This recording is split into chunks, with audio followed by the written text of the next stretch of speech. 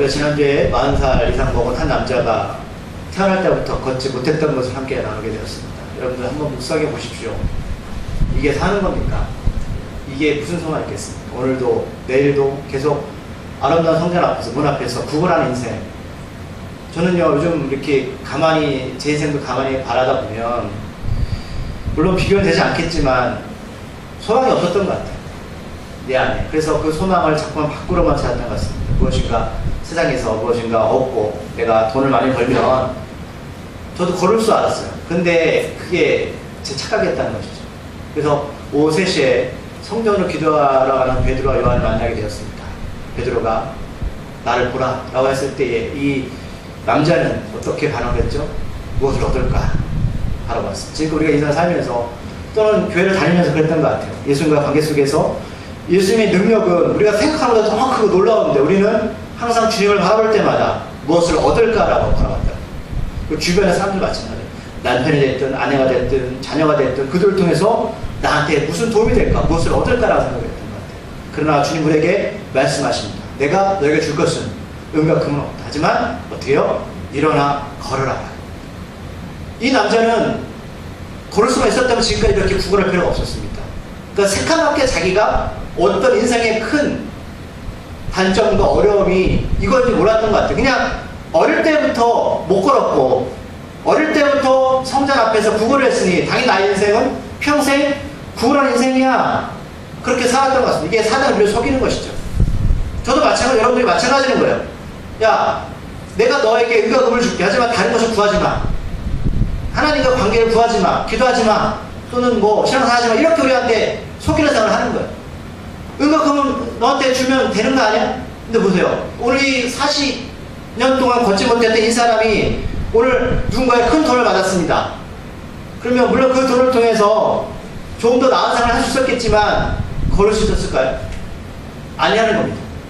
하나님 우리에게 그것을 분명히 말씀하고 있고, 또 참된 성전이 무엇이냐, 사도행 2장에서 성전을 받은 너희가 성전이야 라고 말씀하시고 나서 베드로 요한이 하나님의 성전이 아니라 해롭 성전, 건물빨이 있는 그 성전에 올라가는 것은 단순하게 기도로 올라가는 것보다 오늘 그 성전 아름다운 문 앞에서 40년 동안 걷지 못했던 한 남자를 만나서 하나님께서 계획하셨던 것 같습니다. 우리가 지금까지 이렇게 살아왔던 것, 때로는 불평과 불만을 품고 살아왔던 것, 때로는 내 마음의 근심과 염려와 내 소망이 없었던 것은 어떻게 보면 하나님께서 우리들에게 기회를 주는 겁니다. 나를 바라보라 라는 겁니다.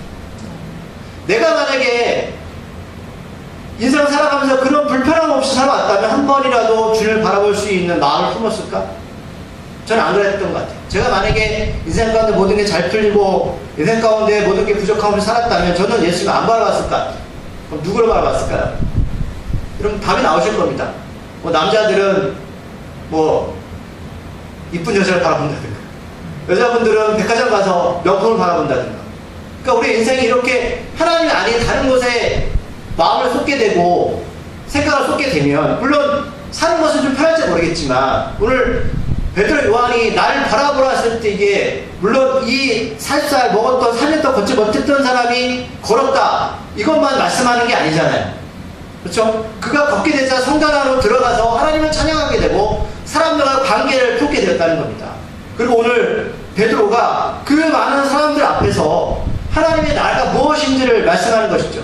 우리가 사도행 2장에서 성령 받은 사람들이 자기 재산을 나누고 그렇죠? 서로 공유하고 했던 것은 물론 지금 이 시대에는 그런 일을 볼 수가 없습니다. 쉽지가 않죠. 지금도 뭐 말기암에 걸렸거나 또는 걷지 못했던 사람이 예수 믿는다고 다 걷는 것이 아닙니다. 그럼 하나님의 능력이 사라진 것일까? 그게 아니라 하나님께서 누가를 통해서 사도행전에만 특별하게 이것을 기록한 것은 하나님의 나라가 무엇인지를 우리에게 보여주고 계신 겁니다. 내가 이 땅에서 여전히 힘들고 어렵지만 하나님 나라는 그런 것이 아니야. 내가 이 땅에서 살아가면서 부모 잘못 만나고 또 능력이 없어 이렇게 좀 비참해 살지 모르겠지만 하나님의 나라는 그런 것이 아니야. 하나님 나라는 공평한 것이다. 내가 이 땅에서 받은 것만큼 하나님 나라는 세만인 것이고 내가 이 땅에서 누리는 것만큼 하나님 그거에 대해서 말씀하실 거야. 하나님 나라는 아픈 자도 없고 곡하는 것도 없고 슬픔도 없는 것이다. 그러니까 우리에게 참된 소망은 무엇이다? 하나님 나라라고 우리에게 정확하게 말씀하십니다. 그렇기 때문에 예수님을 모시고 우리가 성전이 되었다는 것은 우리의 영원한 소망 하나님의 나라에 대한 소망이 있었다는 겁니다. 사도 바울 선생님도 여러분 잘 아시겠지만 몸이 너무 아팠습니다. 어떤 이들은 그게 그러니까 눈이 안 좋은 뭐 안과의 계통의 질병이라고 말하는 분도 있고 어떤 분들은 간질병이라고 말하는 분도 있어요. 그러니까 정확하게 이 사도 바울이 겪었던 병은 어떤 병인지 모르겠지만 이 사람이 얼마나 힘든지 하나님께 3번이나 기도했습니다. 뭐라고 기도했죠? 하나님 이 병을 좀 고쳐주세요. 3번이나 간절히 기도했습니다. 그럴 때 하나님의 응답이 있습니다. 뭐라고 응답하셨습니까? 내 은혜가 내게 족하다라. 왜 그랬을까? 여러분 사도 바울이 믿음이 없었습니까? 사도 바울의 신앙이 없었습니까? 사도 바울이 자기 마음대로 살았습니까? 이유가 무엇일까요? 여러분 사도 바울은요 성경에 보면 옷깃만 만져도 병이 고침을 받았습니다. 만약 그 안에 사도 바울이 병이 없었다면 그는 교만했을 겁니다. 하나님은 그에게 안전장치를 하신 거예요. 우리가 인생을 살아가면서 때로는 사도 바울처럼 이 40년 동안 걷지 못했던 한 사람들처럼 우리에게는 약점이 있고 연약함이 있는 것은 하나님이 우리에게 안전장치를 마련해 주실 거예요. 우리가 그러지 않으면 변절되어지고 우리가 그렇게 살지 않으면 변하기 때문에 하나님께서는 그때마다 깨달으라. 하나님만 바라볼 수밖에 없는 것들을 허락하신 겁니다. 저도 그런 것 같아요. 하나님 왜 나의 인생은 나의 삶은 왜 저들처럼 그렇게 살아가지 못합니까? 라고 기도하는데 하나님께서 네가 그러지 않으면 나를 바라보지 않잖아 라고 말씀하시는 것 같아요. 만약 여러분 인생 가운데서도 그런 삶을 지금 살고 계시거나 살아왔다면 어떻게 보면 하나님의 시각으로는 우리에게 좋은 기회를 주신 겁니다. 물론 이 말이 역설적이에요. 세상에 있는 사람들은 이 말뜻을 이해하지 못합니다. 왜요? 나에게 불편은 없어야 되고요. 나에게 염려는 없어야 됩니다. 하지만 하나님은 그렇게 말씀하시는 게 아닌 것 같아요. 그래서 우리가 사도행전 2장이나 또는 지난주에 봤던 사도행전 3장에 그 태어날 때부터 걷지 못했던 이런 모습들 그리고 기적을 행해서 걷게 되었던 것을 하나님께서 샘플, 표준을 보여주는 겁니다. 하나님의 나라는 그런 것이야 라는 겁니다. 하나님의 나라를 우리들은 이 땅에서 누리고 하나님 나라에서도 누리겠지만 하나님은 실제적으로 그 나라가 어떤 것인지를 우리에게 나타나고 계십니다. 여러분 소망이 있지 않겠습니까? 만약 이 자리에서 내가 지금 죽을 뻔에 걸렸고 내가 사는 것이 너무나 힘들다면 여러분 우리에게는 하나님의 나라가 기다리고 있습니다. 그래서 제가 누차 말씀드렸지만 내가 나이 먹어가는 게 감사한 것이고요. 내가 나이 먹어서 아파서 하나님 나라에 가까이 갈 수 있다는 게 너무나 감사한 겁니다. 몰랐죠? 그렇습니다. 물론 제가 그렇게 깊이 아파본 적도 없고 내가 죽을 병에 걸려본 적은 없겠지만 제가 나이를 먹고 병이 들면 무슨 소망이 있겠습니까? 저는 오직 한 가지 제게 있는 소망은 하나님의 나라에 대한 소망뿐입니다. 우리가 수요일마다 그 말씀을 나누는데 예수님의 사랑함이라는 것을 교절 가지고 말씀을 나눕니다. 우리가 이번 주에 한 예화가 있었어요. 기억나십니까? 수요일에 때 참석하신 분 있으실 거예요. 설에 유기성 목사님이 신부하시는 선한 목자 성남이죠. 유기성 목사님이 신부하시는 선한 목자 교회에 이상춘 장로님이라고 계셨습니다. 근데 이분이 오랫동안 교도소에서 교정직으로 근무하시다 은퇴를 하셨어요. 은퇴하시고 나서 무슨 일을 하셨냐면 여주교도소에 가가지고 복음을 전하기 시작하셨습니다. 그런데 간암에 걸리시게 됐어요. 여러분 간암은 잘 아시겠지만 초기에도 잘 발견이 안 돼요. 왜요? 이 간이라는 게 참 희한한 게 아프지 않습니다. 그래서 거의 발견될 때는 말기입니다. 시한부 선고를 받게 됐는데 이분이 선택을 합니다. 내가 치료를 계속 받을 것이냐 아니면 이것을 포기할 것이냐. 이분은 어떤 것을 선택을 했을까요? 항암 치료를 포기하게 됩니다. 그리고 버스를 타고 왕복 4시간의 거리를 오가면서 교도소에서 복음을 전하기 시작합니다. 그 예언 중에 이런 부분이 있습니다. 이분이 버스를 타고 교도소로 가시다가 하나님과 문득 이런 같은 어떤 대화를 하시게 된 거예요. 저도 가끔씩 혼자만 하거든요. 여러분 그게 참 아름답습니다. 여러분들 사시다가 너무 어렵고 힘들면 하나님과 얘기하십시오. 저 얘기가 됩니다.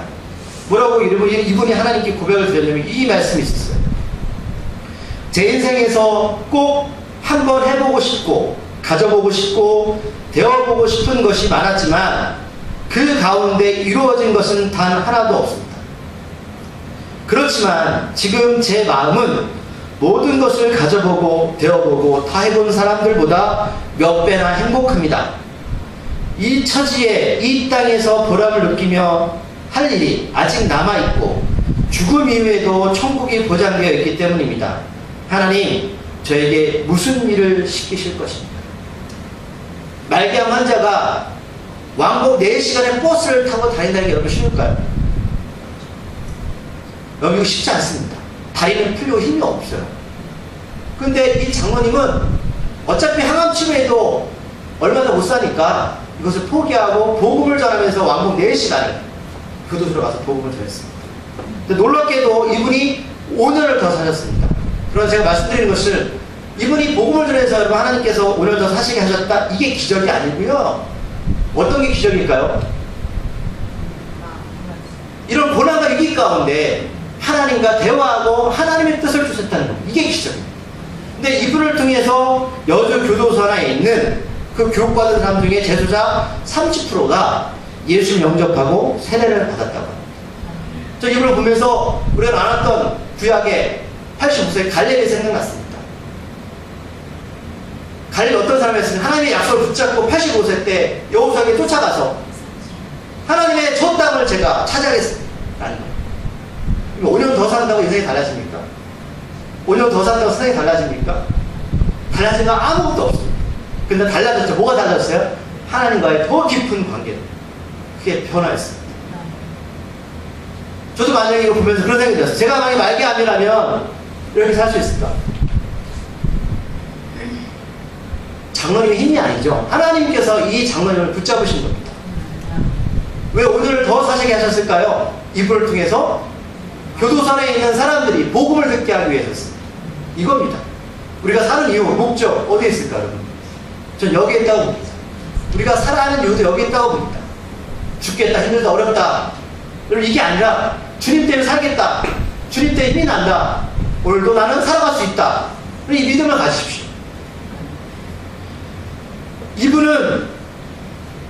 이분에게 소망은 오직 하나님 나라만 있었기 때문에 슬픔도 없고 아픔도 없고 그 나라에 대한 소망을 오직 가지고 사셨던 분입니다.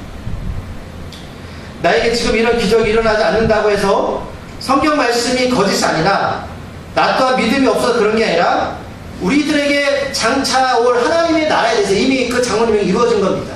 그렇지 않겠습니까? 이분이 장로님이 죽어서 끝났습니까? 아니잖아요. 연결되어지는 것이죠. 우리의 삶은 연결되어지는 겁니다. 그렇기 때문에 우리가 이 땅에서 어떻게 살아야 될지는 답이 나오지 않습니까? 만약 내가 하나님 나라의 소망이 없고 내가 주님이 없다고 여러분 마음 먹고 살아보십시오. 어떤 인생을 살까요? 답은 나올 거예요. 그렇게 살고 있지 않습니까? 세상 사람들은. 저를 말씀 보면 사람들이 크게 놀라고 솔로몬 행각에 모이게 됩니다. 이 솔로몬 행각은 그러니까 헤롯성전 동쪽, 헤롯성전 뜰 동쪽에 있었다고 합니다. 근데 이 행각에 모여서 사람들이 같이 이야기도 나누고 사람들이 어떤 그 자기의 의견을 나누는 장소였다고 합니다. 그래서 사람들이 베드로 요한의 그 기적을 보고 나서 너무 놀라서 모이게 되잖아요. 그래서 베드로가 12절에서 이야기를 합니다. 뭐라고 말하죠? 제가 풀이해드리면 이렇게 해석하고 있습니다. 이스라엘 사람들아, 여러분은 왜 이래 놀랍니까? 마치 우리 자신의 능력이나 경건으로 그를 걷게 한 것처럼 왜 우리를 그렇게 쳐다봅니까? 무슨 뜻이에요? 사람들은 베드로 요한이 이 40년 동안 걷지 못했던 사람을 걷게 한 이유를 누구의 능력으로 보았다? 베드로와 요한의 능력으로 보았다라는 겁니다. 그 말을 듣고 12절에서 그 사람들한테 정확히 말하는 것이죠. 나의 능력이 아니라는 겁니다. 근데 오늘 11절에 먼저 보면 이 걷지 못했던 사람이 걷게 되니까 어떻게 하지? 이 사람을, 베드로 요한을 붙잡았죠. 근데 원어에 보면 이렇게 해석하고 있습니다. 어깨에 매달렸다라는 겁니다. 그러니까 이 사람은 너무 놀란 거예요. 우리가 여러분 인생을 살아가면서 아까 우리 영상을 보았지만 예수의 능력이라는 게 이렇게 나타납니다. 한 번도 경험해보지 못했습니다. 제가 걸을 상상도 못 해봤습니다. 그래서 매달린 겁니다. 도대체 나에게 이런 일이 어떻게 벌어진 겁니까? 궁금하잖아요. 그래서 이럴 때 사람들이 몰려들기 시작한 거거든요. 그래서 그 앞에서 베드로가 이 일은 나의 능력이 아니야 라고 12절에서 정확하게 설명을 합니다. 자, 그리고 나서 13절부터 이 기적의 주인공이 누구인지를 설명을 하기 시작합니다. 그렇다면 우리가 사도행전을 시작해서 보았을 때 왜 하나님이 이 40년 동안 걷지 못했던 이 사람을 베드로와 요한을 만나게 했을까라는 것을 오늘 본문을 보면서 알 수가 있겠죠. 이유가 무엇일까요? 이 기적을 통해서 예수님을 전하기 위해서입니다. 그렇구나. 하나님께서 우리에게 기도를 응답하시고 우리에게 기적을 베푸신 이유는 바로 여기 있다는 겁니다. 무엇이라고요? 세상 사람들에게 하나님을 드러내라. 하나님이 누구인지를 나타내라는 겁니다. 세상에 있는 사람들 여러분 보이지 않는 하나님을 믿기가 어렵습니다. 그렇다면 하나님의 방법은 뭐예요? 세상에 없는 것들을 드러내셔서 우리에게 증거하길 원하시는 겁니다. 우리가 기도하고 하나님께 나간 이유도 여기 있습니다. 물론 우리는 기쁘죠. 왜? 우리가 할 수 없는 것들이 이루어집니다. 하지만 더 깊게 들어가면 그것을 통해서 예수님이 증거되는 겁니다. 자, 오늘 13절부터 말씀드렸지만 기적과 표적의 주인공이 누군지를 분명히 설명하는데 답은 예수님이십니다. 라는 겁니다. 베드로 요한은 나의 능력이 아니야. 예수님이야. 그럼 예수님이 어떤 분이냐? 라는 것을 13절부터 설명합니다. 자, 예수님은 아브라함과 이삭과 야곱의 하나님이시다. 그럼 왜 이렇게 이걸 나열할까요? 자, 보십시오. 유대인들은 예수님을 단순히 목수의 아들이고 나사렛 아주 그냥 평범한 동네의 사람으로 생각합니다. 그러나 이들은 아브라함과 이삭과 야곱을 굉장히 높이 평가합니다. 자, 구약에 보면 이 말이 잘 많아요. 아브라함과 이삭과 야곱의 하나님. 이 말을 자주 씁니다. 무슨 뜻입니까? 이스라엘이 어디부터 출발했냐? 여러분들 우리 조상도 굉장히 중요시 여기잖아요. 아브라함과 이삭과 야곱은 이들한테 조상은 어떻게 보면 계보의 맨 위에 있는 사람들입니다. 그래서 오늘 베드로가 이들을 설명할 때에 예수님 누구냐? 예수님은 아브라함과 이삭과 야곱의 하나님, 이스라엘 조상들의 하나님이 예수님을 영원하게 하셨다. 예수님은 잘 모르겠지만 이들이 아는 아브라함과 이삭과 야곱의 그 하나님, 주의 하나님께서 누구를? 예수님을 영원하게 하셨고 이 조상들도 예수님을 영원하게 하셨다는 겁니다. 그렇다면 아브라함, 이삭, 야곱은 예수님이 태어나기 훨씬 이전의 사람들 아닙니까? 우리가 사도행전의 2장에서 보았지만 다윗도 태어나기 전에 예수님을 알았다고 고백하고 있습니다. 근데 아브라함, 이삭, 야곱도 예수님을 알고 있었다라고 이렇게 증거하고 있는 겁니다. 자, 이스라엘 사람들 말씀드렸지만 뭐예요? 아주 보잘것없는 목수, 직업 목수였고 나사렛이라는 보잘것없는 동네에서 태어나신 분이 아니라 너희들이 잘 아는 구약에 있는 성경에 있는 말씀이 기록되어 있는데 누구를 증거하고 있다? 그분이 바로 예수님이시다라는. 자, 사도행전 2장에서 자신있게 말했던 말씀들을 다시 설명하는 것 같죠? 사도행전 2장에서는 베드로가 구약에 누구를 말씀을 인용했습니까?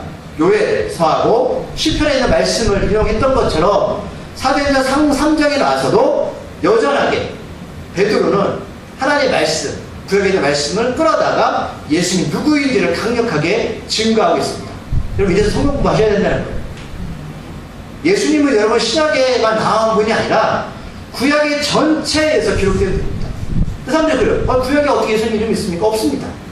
여러분 우리가 공부하다 보면 다 아실 거예요. 구약의 모든 것들은 예수님을 증거하고 계십니다. 우리가 그것을 모르기 때문에 믿음이 없는 겁니다. 오늘 본문도 예수님은 너희들이 아는 목수의 아들이 아니라 하나님의 아들임을 구약의 말씀을 통해서 설명하고 있습니다. 이 부분이 초대교회가 생겨나면서 베드로가 이스라엘 사람들한테 청구하고 싶었던 이야기입니다. 이걸 예수님이 누구신가? 예수님 하나님께서 미리 예언하시고 준비하셨던 분이시다라는 겁니다. 그렇다면 동일하게 오늘 이 시대 때 예수님께서 이 사실 우리에게 알리시길 원하지 않으실까요? 나는 이런 존재야.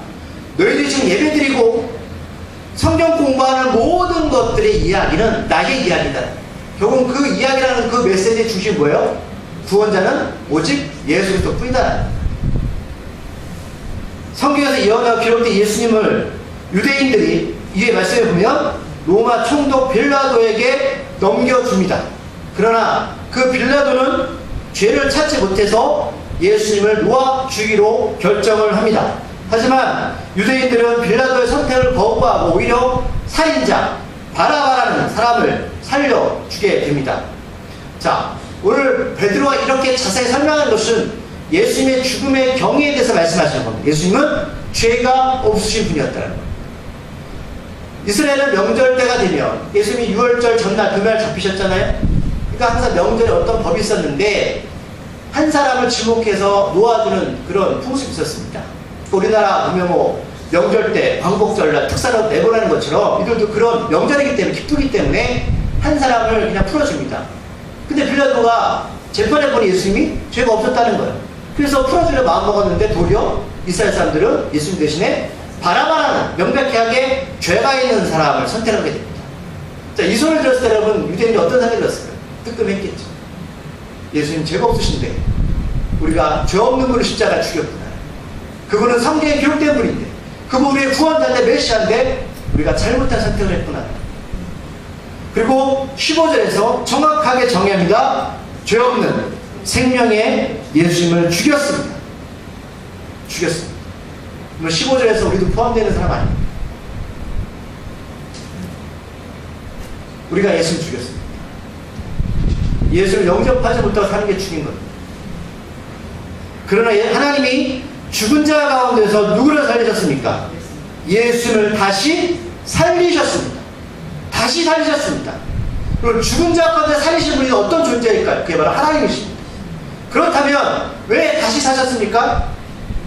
우리에게는 똑같은 일들이 벌어질 겁니다. 그래서 다시 살게 될 겁니다. 이것을 예수님이 우리의 첫 열매 되셨다고 성경이 기록하고 있습니다. 자, 베드로는 이 일에 자신이 증인이라며 말합니다. 어떻게 베드로가 증인이 되었을까요? 베드로는 부활하신 예수님을 만났습니다. 내가 증인이다. 증인이 어떤 뜻이라고요? 법적 효력을 가지려면 본인이 보아야 됩니다. 그럼 베드로가 이게 거짓일까요? 진실일까요? 전 진실이라고 믿습니다. 왜냐하면 이 성경이 정말이라면 이 수많은 사람들 앞에서 성전 앞에서 많은 사람들 앞에서 이것을 쉽게 얘기할 수 없습니다. 왠지 아세요? 베드로 예수 십자가 엎어기라 하실 때 3번에 부인했던 사람입니다. 왜 부인했을까요? 겁났습니다. 겁이 났습니다. 겁이 났더니 베드로가 어떻게 당당하게 성전 앞에서 많은 사람들 앞에서 이 일을 증언할까요? 그 힘이 어디서 나오는 겁니까? 부활하신 예수님을 만났습니다. 이게 우리의 힘입니다. 여러분들 사는 게 힘드시잖아요. 어렵잖아요. 우리 안에 부활하신 예수 그리스도 계시면 이 안에 담대함이 생기기 시작합니다. 요한복음 11장 25절 26절 이런 말씀이 있습니다. 예수께서 이르시되 나는 부활이요 생명이니 나를 믿는 자는 죽어도 살겠고 무릇 살아서 나를 믿는 자는 영원히 죽지 아니하리니 이것을 내가 믿느냐. 자, 오늘 예수님께서 부활에 대해 말씀하실 때에 그것을 누구에게 물어보시는 거예요? 우리한테 물어보시는 거예요? 내가 부활이고 생명이다.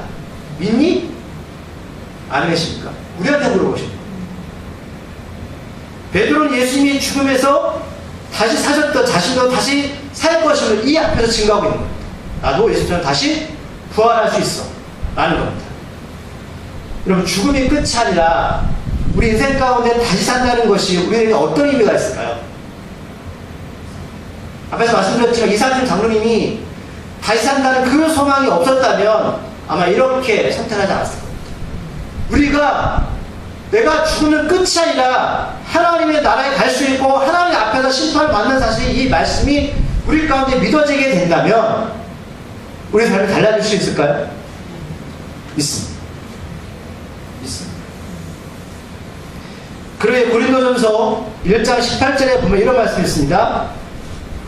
너무 정확하게 표현한 구절이 있어요. 십자가의 도가 멸망하는 자들에게 미련한 것이요 구원을 받은 우리에게는 하나님의 능력이라. 미련하다를 헬라 원어에 보면 뭐라 해석하고 있냐면 어리석다라는 겁니다. 그렇죠. 십자가가 여러분 사람들 앞에는 어리석은 겁니다. 그런데요, 저는 개인적으로 십자가가 저한테는 능력입니다. 왜요? 십자가를 통해서 저는 다시 살 수 있습니다. 어리석죠? 어떻게 죽은 자가 다시 살 수 있습니까? 어떻게 죽은 자가 다시 살아서 하나님 나라에 들어갈 수 있습니까? 교회 안에 들어와도 어떤 이들은 예수님의 삶을 따라 십자가의 길, 좁은 길을 가는 성도들을 보면 어리석게 생각을 합니다. 그래서 주일에 예배를 잘 드리는 것 같지만 나머지 6일 동안은 자기 마음대로 자기 중심으로 살아갑니다. 그래서 십자가의 길, 좁은 길을 가는 성도를 바라보면 어리석다고 생각합니다. 어떻게 저렇게 살지? 저 멍청한 짓이 바보야. 나처럼 얕게, 나처럼 꾀돌이로 주님과 내 삶은 별개로 살아가는 게 인생을 성공할 수 있어. 신앙과 삶을 별개로 생각합니다. 똑똑한 말이죠. 그들에게는 십자가의 도가 어리석고 미련한 것 뿐입니다. 하지만 이 도가 어떤 이들에게는 인생에서 가장 값진 목표이고 소망이 될 수 있다는 겁니다. 몇 년 더 사는 것이 중요한 것이 아니라 지금 내가 확실하게 이 인생 가운데서 나의 인생임을 깨닫고 나서 어떻게 살아갈지 분명한 길이 보이고 생각적으로 이 어리석음이 우리 안에서는 하나님의 강한 능력으로 나타날 수 있다는 겁니다. 베드로의 증인된 이 삶은 결국 16절에서 이렇게 고백하죠. 예수님의 부활을 믿는 그 믿음을 통해서 사람들이 놀랍게 여겼던 태어나면서부터 걷지 못했던 40세 넘은 한 사람을 온전케 하였다라는 겁니다. 예수님의 부활을 믿는 그 믿음을 통해서.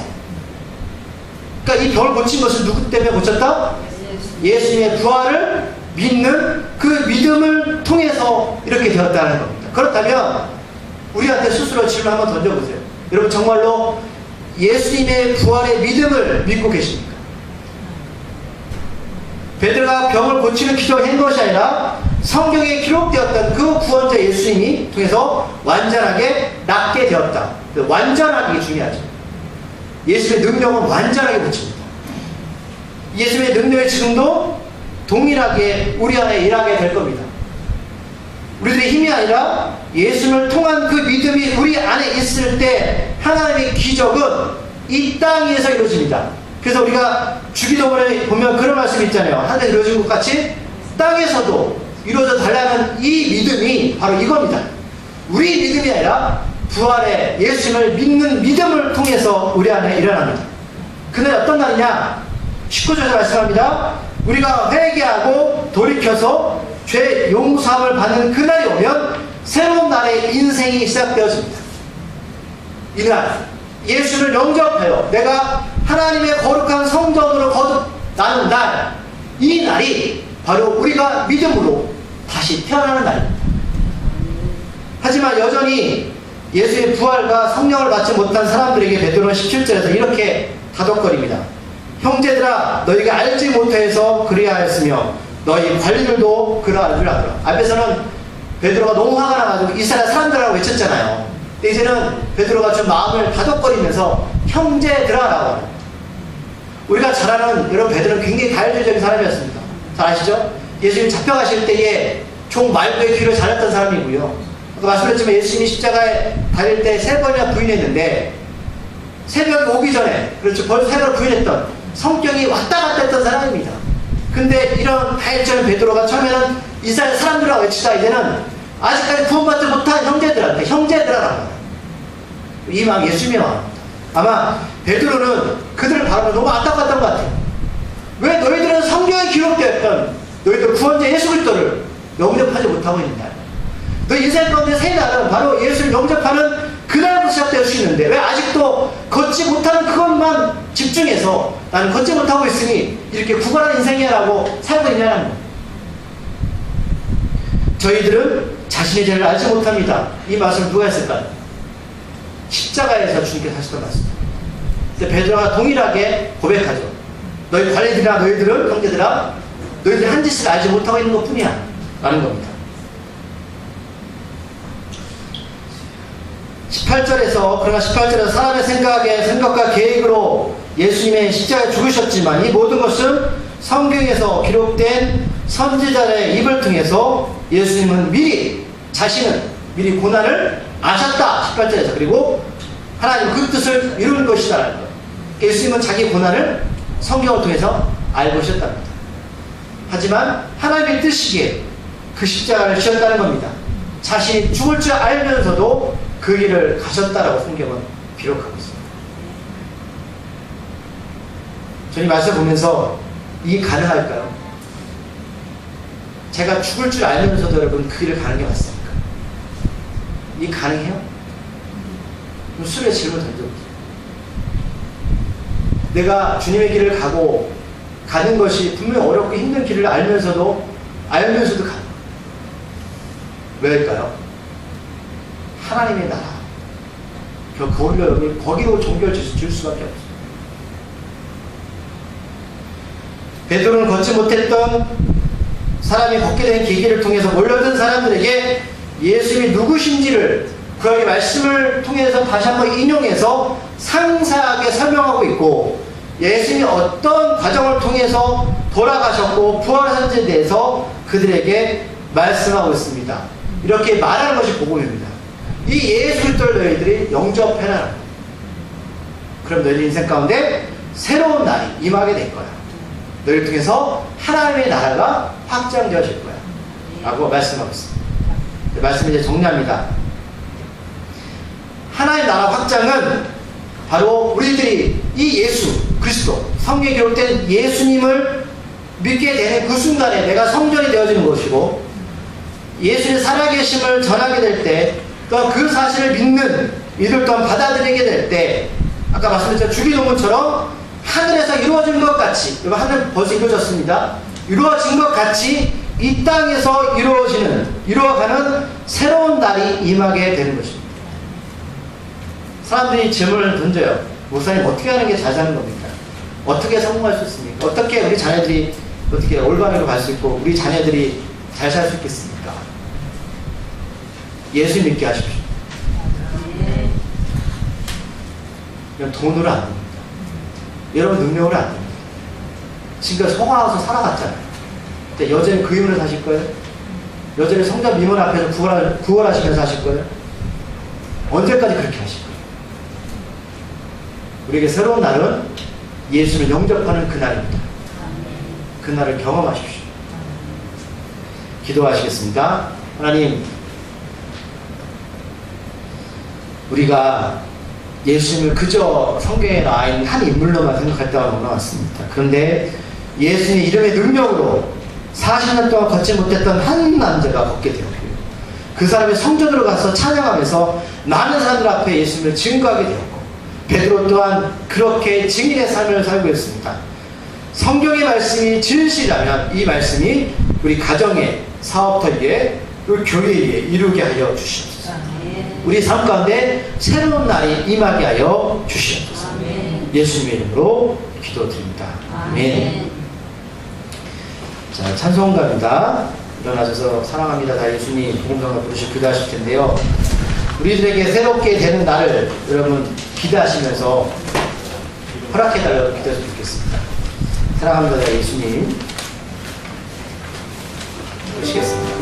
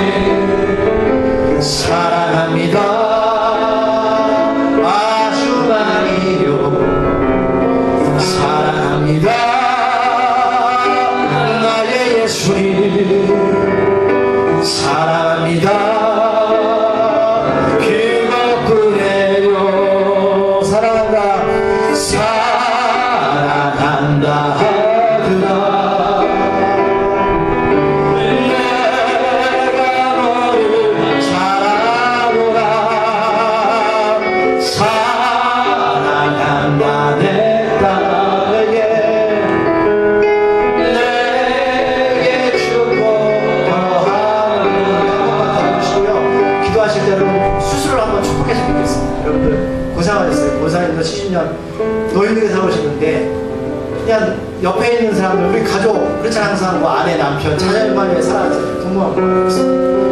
오늘 기도하실 때 찬양 부르시고 자신을 위해서 기도했어요. 나 자신을 위해서. 참 고생했다, 힘들었다, 힘들게 살아왔다. 넌 정말 주님 보실 때 넌 사랑을 안 해. 여러분들 찬양 부르시고 나 스스로 위해서 한번 기도했으면 좋겠어요. 다독거리시면서 나를 위해서 기도하는 시간을 갖도록 하겠습니다. 한 번 더 부르시고요. 사랑한다 나의 예수. 사랑합니다 나의 예수님. 사랑합니다 주나님. 사랑합니다 나의 예수님. 사랑합니다. 뒤에 여러분 이름을 붙였으면 좋겠어요. 사랑합니다 주나.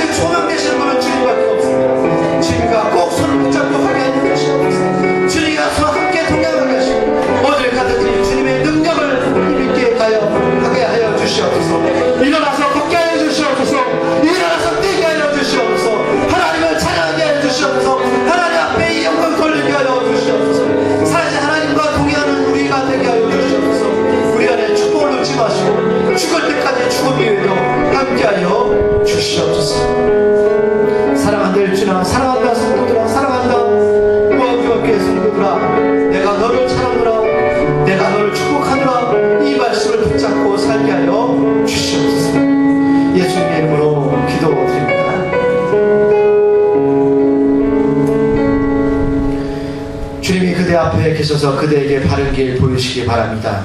주님이 그대 곁에 계셔서 그대를 팔로 껴안아 지키시기 바랍니다. 주님이 그대 뒤에 계셔서 못된 사람들의 나쁜 계획에서 그대를 보존하시기 바랍니다. 주님이 그대 아래에 계셔서 그대가 떨어지면 받아주시고 그대를 덫에서 끄집어내시기 바랍니다. 주님이 그대 안에 계셔서 그대가 슬퍼할 때 그대를 위로하시기 바랍니다. 주님이 그대 둘레에 계셔서 남들이 그대를 덮칠 때에 막아주시기 바랍니다. 하나님, 예수 그리스도의 이름으로 우리 가정을, 우리 직장을, 우리 사업터를, 우암중앙교회를 하나님께서 일어나 걷게 하여 주시옵소서. 그리고 오늘도 드린 손길에 함께 하시고 그대 손길에 복을 더하시고 우리가 그들을 통해서 하나님 나라 확장을 위해서 힘쓰게 하여 주시옵소서. 주님이 그대 위에 계셔서 그대에게 복 주시기 바랍니다. 이처럼 그대에게 은혜로우신 하나님이 복 주시기 바랍니다. 주 예수 그리스도의 은혜와 하나님의 사랑과 성령의 사귐이 우리 모두와 함께 하시기를 간절히 빕니다. 아멘. 하나님, 우리를 사랑하시는 하나님, 우리를 잘 아시는 하나님, 우리의 볼떡같이 쓰시는 하나님, 우리에게 인도하시고 우리에게 복을 허락하여 주시옵소서. 우리의 자녀들의 형통의 길을 허락하여 주시옵소서. 하나님께서 도와주시고 하나님께 손을 놓지 말아 주시옵소서. 우리는 기도만 할 뿐이오니 하나님께서 응답하여 주시옵소서. 잠시 우리 공호사님 케이크를 갖고 왔거든요. 같이 축복송 하고요, 기도하고 했으면 좋겠습니다.